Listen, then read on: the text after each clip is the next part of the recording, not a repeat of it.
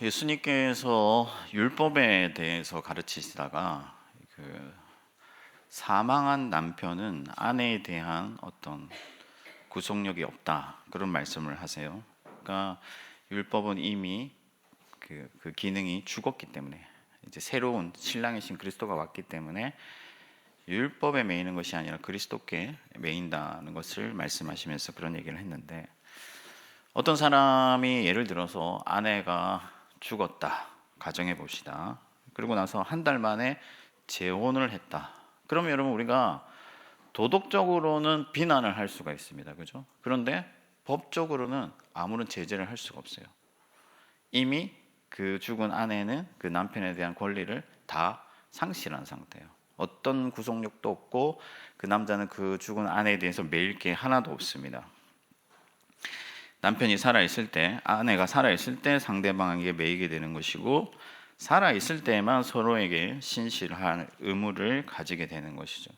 그럼 여기서 우리가 한 가지 질문을 하게 되는데, 그게 뭐냐면은, 여러분의 하나님은 과연 여러분에게 살아계신 하나님이신가 하는 거예요. 아니면 사망한 하나님이신가? 다시 말해, 여러분의 하나님은 여러분에게 충분히 구속력을 발휘하고 계시고 여러분은 하나님께 매여 있는 삶을 살고 있는가 하는 거예요. 하나님에 대한 의무에 신실하고 하나님의 종으로서, 또 거룩한 그리스도 예수의 신부로서 그렇게 살아가고 있는가 하는 것이죠. 물론 우리가 주일에 교회 나왔기 때문에 제가 하나님의 자녀이기 때문에, 예수의 신부이기 때문에 여기에 나왔지 않겠습니까? 라고 말할 수 있을지 모르지만은, 마치 어떤 사람들은 주일 예배를 드리는 것을 죽은 사람을 추모하러 가는 것처럼, 납골당에 가는 것처럼 그렇게 주일 예배를 드리는 사람들이 있다는 거예요.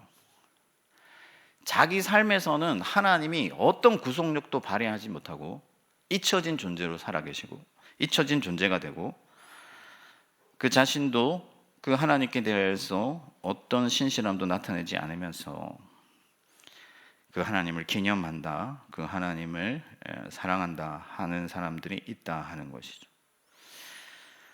그런 사람들은 이제 사망한 남편, 사망한 아내를 추모하듯이, 납골당을 가듯이 예배하는 자들이다.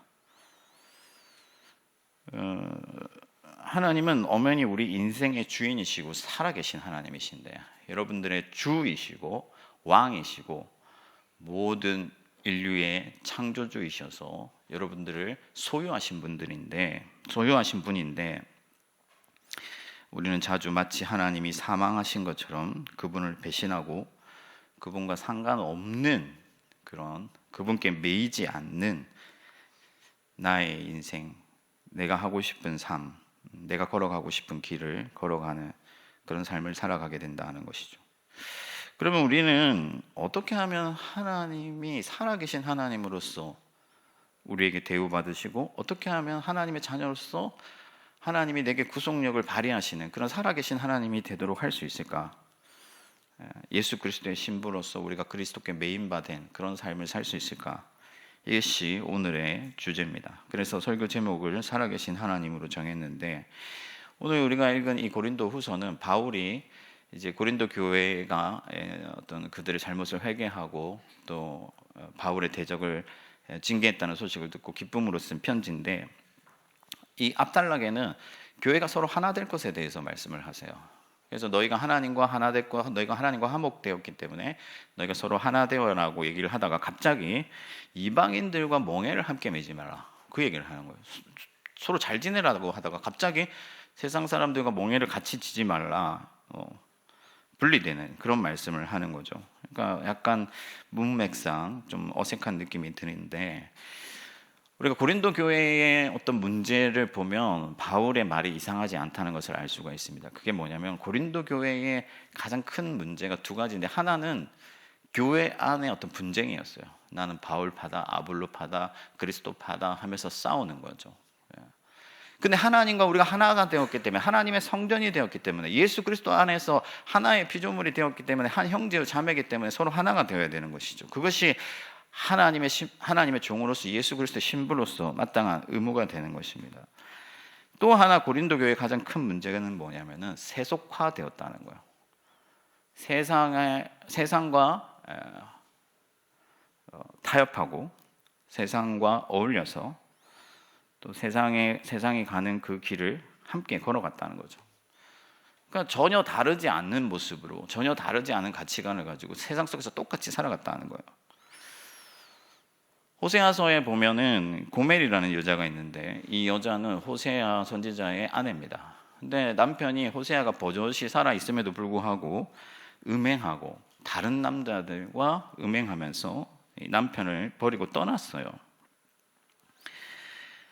마치 고린도 교회가 그랬다는 거죠. 하나님과 연합했다, 예수 그리스도의 신부라고 하면서도 세상과 어울렸다 하는 거예요. 세상의 쾌락을 쫓고 세상의 정욕을 쫓고 세상의 어떤 그런 우상의 문화를 따라갔다 하는 겁니다. 그러니까 이 정리하면은 하나님과 우리가 하나가 되었다고 한다면, 하나님이 나의 하나님이라면, 예수께서 우리의 신랑이시라고 한다면은 우리는 그분께 두 가지 의무의 측면이 있는데, 하나는 우리가 서로 하나 되는 거예요. 우리가 더 이상 다투지 아니하고 분쟁하지 아니하고 서로 용서하고 관용하고 하나가 되는 것입니다. 이것이 하나의 측면이라면, 오늘 우리가 읽은 본문에서의 측면은 뭐냐면은 세상과 구별되는 거예요. 세상과 구별되어서 살아가는 것, 그것이 그리스도 예수의 신부로서의 의무다 하는 거죠. 그러면 어떤 사람들은 이 말씀을 오해해가지고 세상과 분리되어야 하는 것처럼 생각하는 사람들이 있습니다. 마치 산으로 가서 이렇게 속세를 떠나서 그럼 그렇게 살아야 되느냐? 그렇지는 않습니다. 바울도 그러면 우리가 우주 밖으로 나가야 된다, 그런 얘기를 했잖아요. 그러니까 세상과 분리되는 것이 아니라 분명히 말하지만 구별되는 거예요. 세상 속에 있지만 다르게 살아가는 것이고 다른 존재로 존재하는 거예요. 함께 있으나 다른 존재입니다. 이것이 바로 구별이에요. 그래서 바울은 믿지 않는 자와 멍에를 같이 매지 말라는, 멍에라는 것은 결이잖아요. 이렇게 그 소가 이 쟁이를 끌 때 이렇게 매는 것, 이것을 함께 매지 마라. 신명기에 보면 소와 나귀가 멍에를 함께 매지 못하게 하는데, 소와 나귀는 힘도 차이 나고 덩치도 차이 나고 또 습관도 다르기 때문에 같이 멍에를 맬 수가 없어요. 그런 것처럼 우리 그리스도인들도 세상의 사람들과는 전혀 다른 존재다 하는 거예요.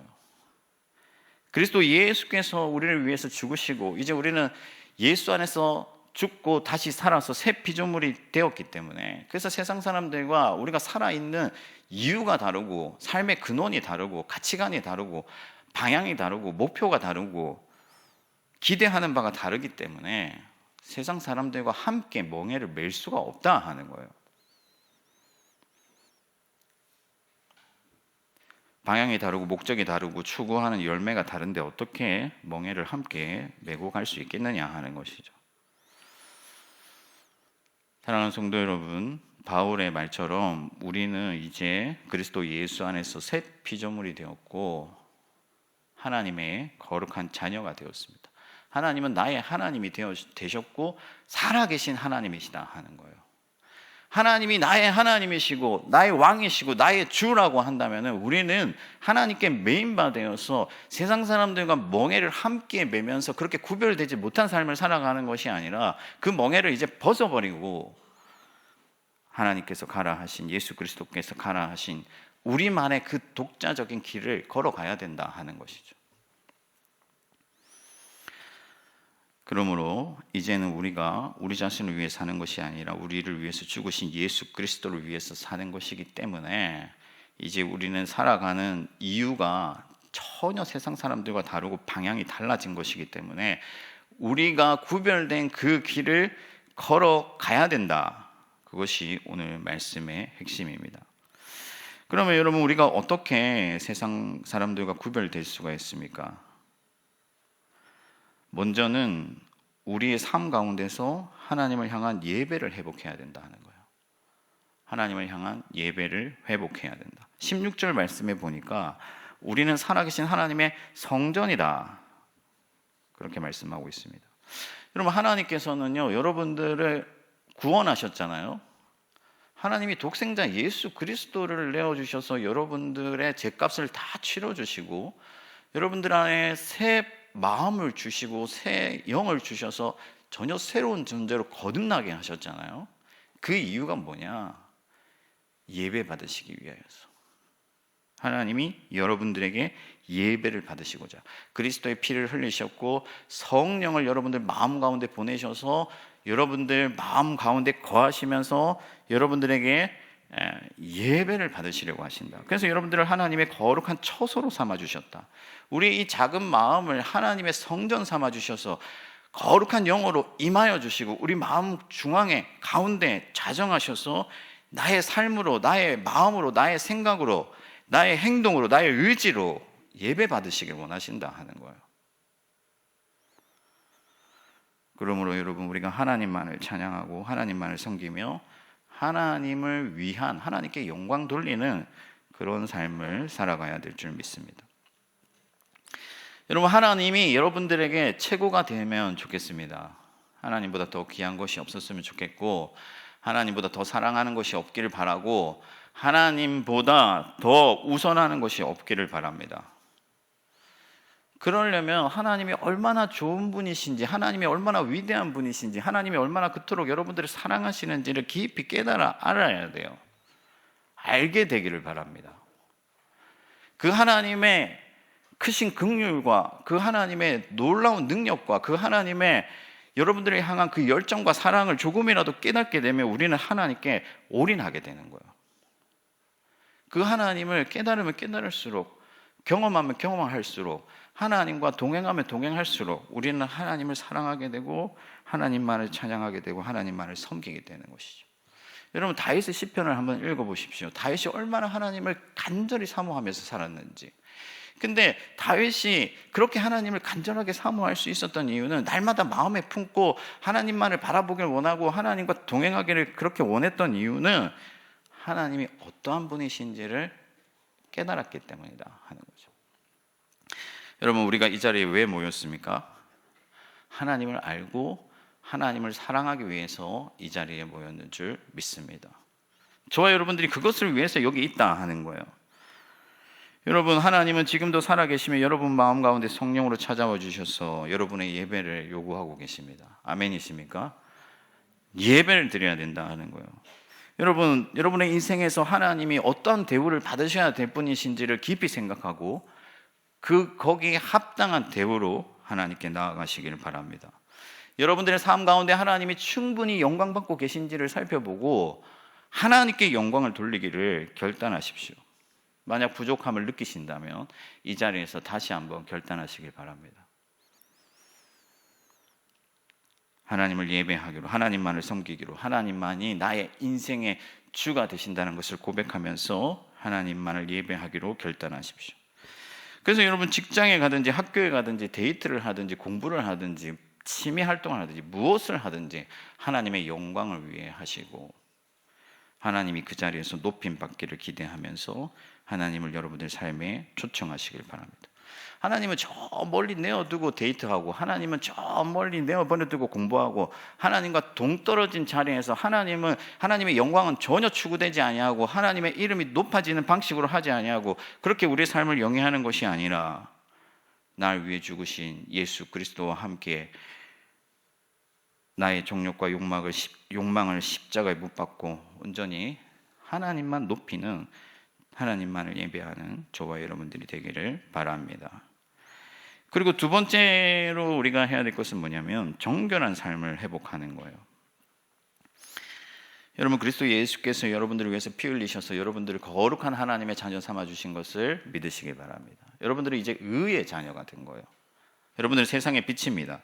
의와 불법이 함께 할 수 없다고 했잖아요. 이 지점에서 여러분들에게 분명한 구속력이 발휘되어야 된다 하는 것이죠. 여러분, 우리가 죄를 멀리하지 않는다면, 죄를 경계하지 않는다면요, 우리는 술에 술 탄 사람, 물에 물 탄 사람이 될 뿐이다 하는 거죠. 그런 사람들은 전혀 구별된 삶을 살아갈 수가 없어요. 그러면 예수 그리스도를 믿는 사람들은 어떤 사람들이냐? 어두운 밤하늘에 가장 크게 반짝이는 샛별 같은 그런 존재들이다 하는 거예요. 그래서 이 어둠뿐이고 이 오늘 말씀에서처럼 벨리알이 다스리는 이 악한 세상 속에서 하나님의 법을 지키며 하나님의 선하신 뜻을 이루며 의의 길을 걸어가는 사람들. 그래서 세상 사람들이 분명히 바라볼 때에 구별되어 보이는 별과 같이 빛나는 그런 존재가 바로 그리스도인들이다 하는 것이죠. 그래서 사도 요한은 우리가 낮과 같이 밝게 행하며 어둠 가운데 다니지 않는다. 그러니까 하나님으로부터 난 사람들은 나처럼 밝은 삶을 살고 빛 가운데 걸어 다니고 어둠 가운데 다니지 않는다라고 말씀했습니다. 바울도 빛과 어둠이 함께 할 수 없다고 말씀하고 있습니다. 여러분들 안에 예수 그리스도께서 사시는 것을 믿으시기 바랍니다. 여러분들, 그리스도는 죄 때문에 십자가에 못 박히신 거예요. 예수 그리스도께서 피 흘리신 이유는 여러분들의 죄 때문입니다.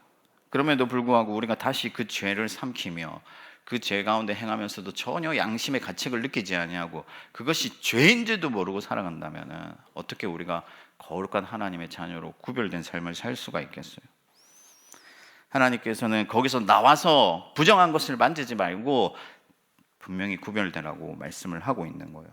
이 세상에는요, 욕망이 가득하고 음란이 가득하고 정욕이 가득한데 요즘 이 시대는 뭐 어떤 성적으로도 열려있다 깨어있다 이런 어떤 의식 있는 것처럼 포장하지만 사실은 음란하고 자기 쾌락을 쫓는 거예요.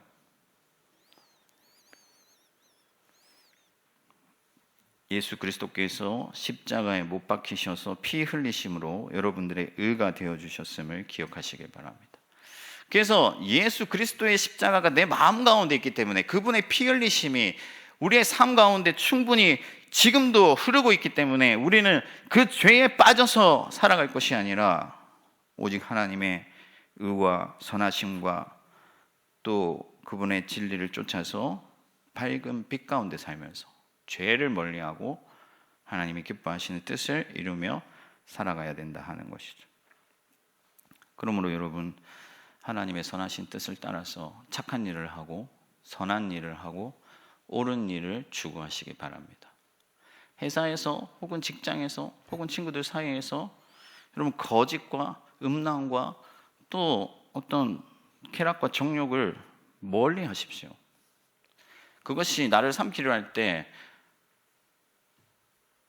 선악과를 먹으면 죽는 것과 같이 그것이 나를 사망에 빠뜨리는 것을 기억하고 그것을 단호히 거절하시고 거기에서 나와서 하나님의 밝은 빛을 향해 나아가시기를 바랍니다. 그렇게 우리가 의를 향해 몸부림치다 보면요, 어느새 우리는 밤하늘에 반짝이는 별이 되어서 사람들이 보기에 저기 빛이 있구나, 저곳을 향해 가야겠다. 그래서 많은 사람들이 옳은 대로 나오게 되고 예수 그리스도를 발견하게 되고 하나님의 자녀가 되는 그런 역사가 나타나는 것이죠. 근데 여러분, 요즘 세상은 너무 죄짓기가 편합니다. 저희가 어릴 때만 해도, 제가 고등학교 때만 해도 음란한 뭐 이런 영상이나 책자를 접하려면 굉장히 어려웠습니다. 구하기도 힘들었어요. 근데 요즘은 뭐 인터넷에 뭐 그냥 떠돌고 너무 쉽죠. 벨리알이 통치하는 이 세상에는 죄악이 가득하기 때문에 우는 사자와 같이 사탄이 여러분들을 삼키려 하기 때문에 항상 깨어 경계하는 마음으로 그냥 느슨하게 긴장을 풀고 살아가면 반드시 죄를 짓게 되고 죄에 빠지게 되고 내가 죄를 지었는지도 모르는 사이에 죄에 물들어서 부정한 것을 만지고 하나님을 예배하기에 부적한 판자로 설 수밖에 없지만, 물론 그리스도 예수의 피로 우리가 날마다 씻음 받지만 그러나 그 피 흘리심이 헛되지 아니하도록 날마다 우리가 더욱 깨어서 빛의 자녀로 살아가기 위하여 힘써야 될 줄 믿습니다. 마지막으로 우리가 기억해야 될 것은 그리스도 안에서의 교제를 확보해야 된다 하는 거예요. 그리스도 안에서의 교제. 오늘 말씀에서 말하고 싶은 어떤 핵심 중에 하나가 그거예요. 그러니까 세상과 구별되고 그리스도 안에서의 어떤 공동체, 교제에 대한 어떤 그 관계의 중요성을 인식하고 그 관계로 더 깊이 나아오기를 원하는 거죠. 바울이 오늘 말씀에서 믿지 않는 자와 믿는 자가 어찌 상관하며 이렇게 말씀을 하고 있는데, 여러분, 상관한다라는 말은 동업을 하는 것을 뜻해요. 그러니까 몫을 같이 나누는 거죠. 이윤이 남았을 때 너 7할 나 3할 이렇게 하는 것처럼 몫을 나누는 겁니다. 그것이 상관한다 이렇게 되어 있는데, 그럼 어떤 사람들은 그런 말을 해요. 믿지 않는 사람하고 동업하지 마라, 사업하지 마라 이렇게 얘기를 합니다. 근데 그 말씀을 하는 것은 아니에요. 이 본문에서 여러분, 뭐 불신자와도 사업은 같이 할 수 있습니다. 가급적이면 가치관이 같은 사람, 뭐 생각이 같은 사람하고 하면 좋겠지만 불신자와도 사업을 할 수가 있죠. 그러면 여기서 말씀하는 게 뭐냐면은 몫을 함께 나눈다라는 것은 하나님 나라의 어떤 상급을 말하는 거예요. 하나님 나라의 유산을 말하는 거예요. 어떻게 우리가 불신자와 하나님 나라를 공유할 수 있겠느냐, 하나님의 상급, 하나님 나라의 유산을 같이 나눌 수 있겠느냐 하는 거예요. 벨리알을 섬기고 사탄을 섬기고 죄악 가운데 있는 사람들과 하나님 나라의 몫을 우리가 같이 공유할 수 있겠느냐, 그럴 수 없다 하는 거죠. 다르게 말하면 우리가 기대하는 상급이 다르다 하는 거예요. 우리가 바라보는 것이 다르다 하는 거죠. 세상의 사람들은 돈을 얻고 뭐 명예를 얻고 인정받고 거기에 목을 매는 거죠. 그것만 있으면 되는 거예요. 그건 충분한 보상이 되는 것이죠. 그러나 우리의 몫은 다르다 하는 거예요. 우리의 몫은 하나님의 영광이고 하나님의 나라고 하나님의 의이기 때문에 우리가 기대하는 것이 다른 것이죠. 그래서 하나님은 너희는 따로 나와서 부정한 것을 만지지 말라 이렇게 말씀을 합니다. 여러분, 우리가 여기서 중요하게 한 가지 포인트 생각해야 될 게 뭐냐면은, 우리가 분리되는 것을 하나님이 원하시는 것은 아니지만 우리가 세상에서 구별되기 위해서는 어느 정도 물리적인 구별도 필요하다 하는 거예요. 허구한 날 여러분 막 클럽 다니고 막 포차라고 합니까? 그런 데서 밤새 술 퍼먹는 데서 막 같이 놀러 다니고 하면서 어떻게 거룩함을 지키고 어떻게 하나님의 그 숭고하신 뜻을 이어서 이 땅에서 하나님의 나라를 이루겠어요. 어느 정도는 구별됨이 필요하다 하는 거죠. 가지 말라는 거 아닙니다. 뭐 MT 가지 마라 뭐 이런, 그렇게 했다가는 뭐 꼰대 취급 받겠지만 그렇게 말하는 것도 아니고, 제가 말하고 싶은 것은 뭐냐면은 온전히 여러분들을 자신을 지켜내기 위해서 하나님 앞에서 여러분들이 있어야 할 그 자리가 어디인지를 기억하고 그 자리로 나아오기를 힘써라 하는 겁니다. 오늘 이 예배의 자리도 여러분 단지 그냥 교회 다녀가는 것으로 만족하고 납골당에 있는 하나님을 추모하기 위해서 이 자리에 모인 것이 아니라 정말로 하나님의 거룩하심을 경험하고 하나님의 말씀을 통해서 하나님을 배우고, 그래서 나 자신을 이 세상에서 온전히 지켜내는 힘과 능력을 얻기 위해서 이 자리에 나와야 된다 하는 거죠. 그렇지 않으면 여러분 세상에서 나아갈 때 맥없이 쓰러질 뿐이에요. 그냥 다녀간다고 해서 여러분들 세상에서 승리하는 것이 아닙니다. 여러분, 친구들과의 어떤 술자리, 친구들의 생일 파티, 대학 축제 한 번도 빠지지 않는데 하나님의 말씀을 배우는 자리, 기도의 자리, 찬양의 자리는 왜 멀리 하십니까? 그것은 너무나도 역설적인 거예요. 내가 거룩한 하나님의 자녀고 예수 그리스도의 신부라고 하면서 그리스도의 말씀이 선포되는 자리, 하나님이 왕으로 높임을 받는 자리, 하나님께서 우리에게 다가오시는 그 자리는 멀리한다. 그것은 예수 그리스도의 신부가 아니다 하는 거예요. 그러므로 여러분, 교회의 공동체를 사모하고 그 공동체를 위해서 힘쓰시길 바랍니다. 오늘 우리가 디모데 요한 총회가 있는데요, 날이 갈수록 이제 교회를 위해서 헌신하려고 하는 사람들이 적잖아요. 근데 여러분, 교회의 공동체가 무너지면 나도 없다는 것을 기억해야 돼요. 누군가는 그곳에서 헌신해야 그 공동체가 있고, 그 공동체가 있어야 내가 이 세상에서 승리하는 삶을 살 수가 있는 거예요. 아멘이십니까? 꼭 뭐 다 임원하라는 거 아니에요. 아니고 하나님께서 만들어주신 말씀 배우는 공동체, 기도하는 공동체, 찬양하는 이 공동체를 사모하고 그곳에 나오기를 힘쓰고 같이 기도하고 그것이 그 공동체가 아름답게 성장해 가도록 또 내가 할 수 있는 역할들을 해야 된다 하는 거죠. 제가 예전에 있던 교회에서 그 팀 켈러가 쓴 결혼을 말하다라는 책을 가지고 책 나눔을 한번 한 적이 있었습니다. 근데 그때 팀 켈러가 쓴 거고 팀 켈러가 성경의 가치관에 입각해서 결혼에 대하여서 쓴 책을 가지고 제가 책 나눔을 하는데 얼마나 그 책 나눔 중에 그 특히 자매님들이 저를 막 못 잡아 먹어가지고 이게 맞냐 저게 맞냐 하면서. 근데 여러분 성경이 그렇게 말하고 있는데 자신들의 가치관으로 못 받아들이는 거예요. 왜? 이미 세상의 가치관에 너무나 많이 노출되어 있어요. 듣고 배우고 경험하는 자리가 세상이다 보니까 이미 세상의 가치관이 나를 너무나도 깊이 잠식해가지고 성경에 대하여서도 온전히 받아들이기가 힘든 거죠. 여러분, 말씀 가운데 능력이 있고 말씀이 곧 하나님이시기 때문에 여러분 우리는 계시의 종교, 하나님의 말씀이 이끄는 그런 믿음을 가진 자들이잖아요. 말씀에 자기 자신을 계속해서 노출시켜야 돼요. 그런 자리가 어디입니까? 디모데 모임이고 요한 모임이고 그곳에서 하나님의 말씀에 나 자신을 계속해서 노출시킬 때 말씀이 내게 스며들고 그 말씀이 나를 충만하게 만들어주고 그 말씀이 내 안에서 살아 역사할 때 하나님이 영광을 받으시는 거예요. 그러므로 여러분 자신을 온전히 지켜내기 위해서 여러분들의 공동체를 사랑하는 저와 여러분들이 되기를 바랍니다. 말씀을 정리하겠습니다. 여러분, 벨리알과 우리가 함께 멍해를 칠 수가 없죠. 벨리알은 사탄이고 마귀 왕이고 사망으로 우리를 이끌어가는 존재인데, 세상을 이끌어가는 존재인데 우리가 벨리알을 섬기고 벨리알을 높일 수 없는 존재잖아요. 우리는 하나님의 자녀고 거룩한 그리스도 예수의 신부잖아요. 그러므로 여러분 하루빨리 고멜과 같은 삶을 정리하시고 버젓이 남편이 살아있음에도 세상을 기웃거리면서 음란을 행하는 자가 아니라 온전히 나를 위해 죽으신 예수 그리스도와 함께 우리 자신을 십자가에 못 박고 살아계신 하나님만을 예배하고 또 정결한 삶을 살고 교회를 사랑하면서 그렇게 하나님의 자녀로 예수 그리스도의 신부로 살아가는 저와 여러분들 되기를 주님의 이름으로 축원합니다.